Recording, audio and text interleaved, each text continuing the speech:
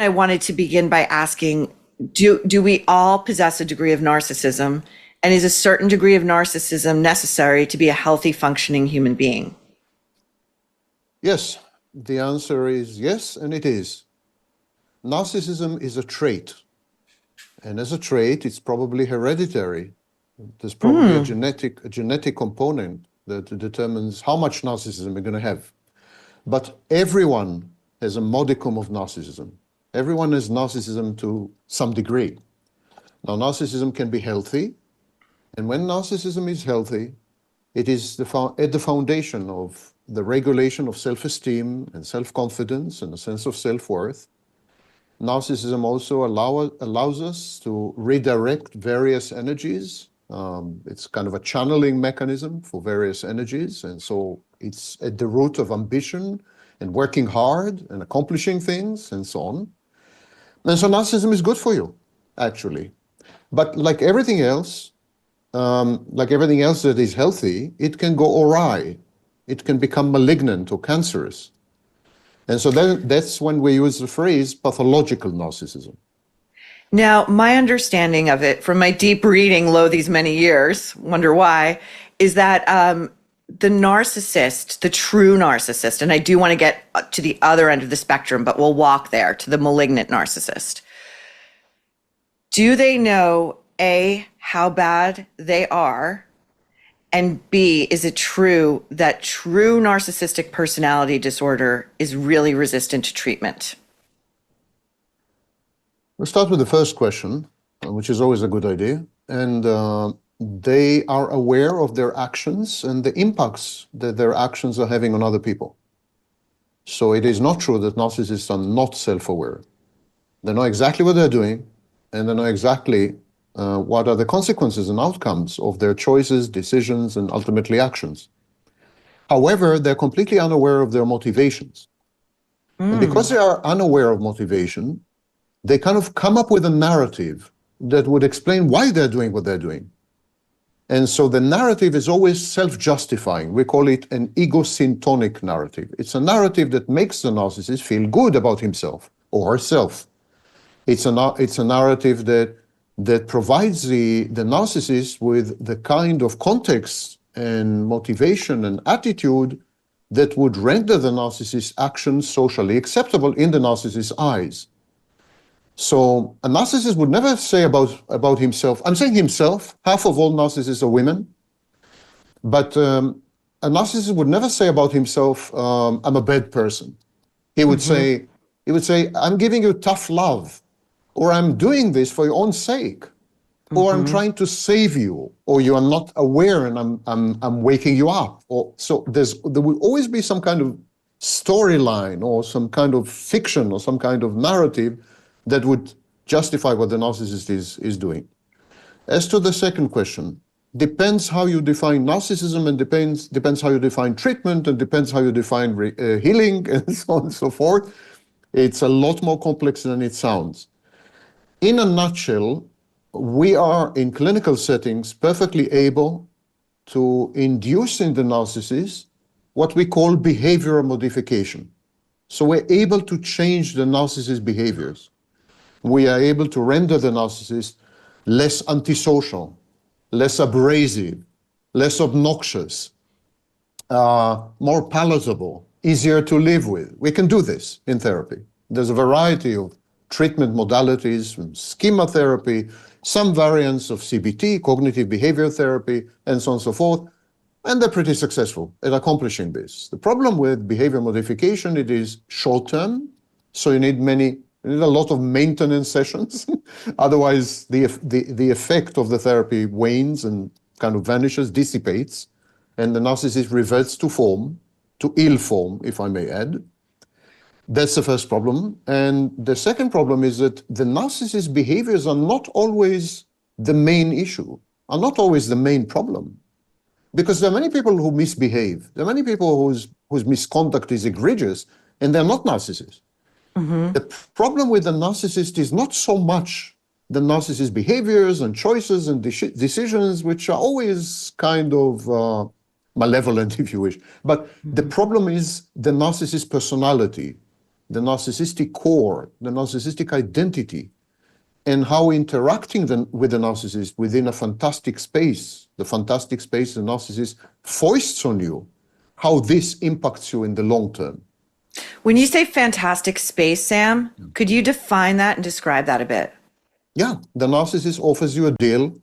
He says, reality is unbearable, it's intolerable, and I'm going to take you out of reality.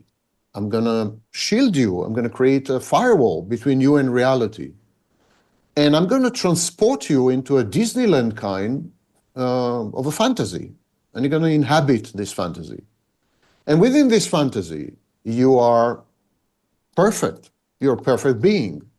You're amazing. You are gracious. You are drop-dead gorgeous. You are super intelligent. You're everything you've ever dreamed to be, of being. And so the fantasy is self-aggrandizing. And it's very addictive. It's intoxicating. You see yourself through the narcissist's gaze in a way that finally justifies self-love. You can finally love yourself because you're perfect now. You're flawless. And so this is the core of the fantasy. It isolates you from reality. The second part of the fantasy says, now that you are a guest in my fantasy, that's what the narcissist says. Now that you're a guest in my fantasy, now that I've afforded you access to an idealized version of you, which allows you to love yourself finally, now that I've done all this for you, I expect you to reciprocate. And I expect you to reciprocate in two ways. One, I will assume all responsibility for you and for your life. So you will no longer have agency. You will no longer have independence. You'll no longer be independent. You will no longer have personal autonomy. I'm taking all this away from you. So this is the Faustian deal with the narcissist. And the second thing, you're going to provide me with several things. You're going to provide me with what I call the 4 S's. The 4 S's are sex, services, supply, narcissistic or sadistic, and stability, safety, a sense of safety. Now, if you provide the narcissist with 2 out of the 4 S's, you're in. The job is yours. There's a job interview. It's called auditioning. And if you pass the job interview, you're inducted into the fantasy. From that moment on, you become the narcissist's servant. But it's not a lopsided deal.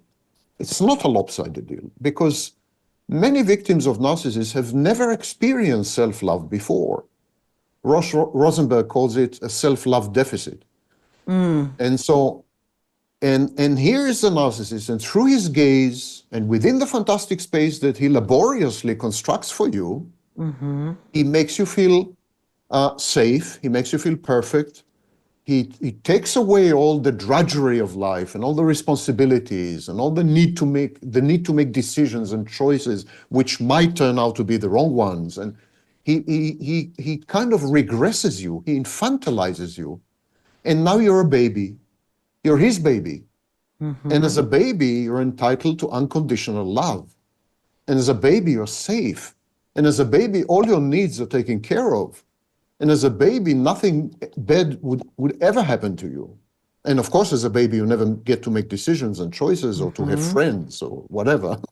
You're totally isolated as a baby. And so there's a regressive element in the fantasy. At what point do you find in your experience the so-called victims of narcissists that the light bulb goes off? That first phase, which you described so eloquently, colloquially we in America call the idealization phase or the love bombing phase. And that is a finite phase. It cannot go on forever. At what point do you see the non-narcissists light bulb go off and say, something's awry here, something's very awry here? Yeah, light bulbs hopefully go on, not off, but yeah. Oh, sorry. Yes, of course, on. Yeah. Thank you. Yeah, hopefully. Hopefully. Yeah. There are 2 sets of circumstances where light bulbs might go on. And the first one is if the narcissist overdoes it, if the narcissist exaggerates. If the discrepancy between what you know about yourself and what the narcissist is communicating to you via love bombing, and if the narcissist is psychopathic, grooming you, and the idealization phase, which is a clinical term, by the way. Oh, okay, good. Yeah.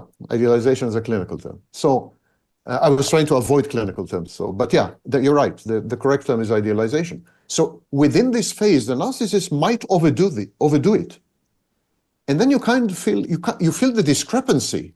You say to yourself, "This can't be true. Something's wrong here." You know, is so. For example, if you know that you're good looking but not particularly intelligent, or highly intelligent but not particularly good looking, or whatever.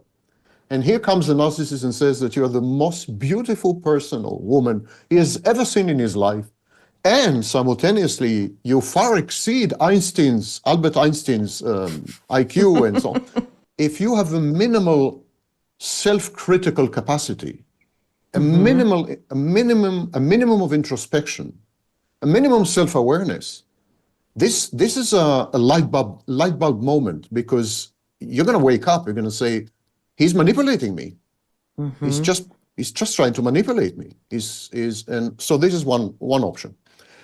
And the second and much more common set of circumstances is when the narcissist transitions ineluctably is another word for inevitably, from idealization to devaluation.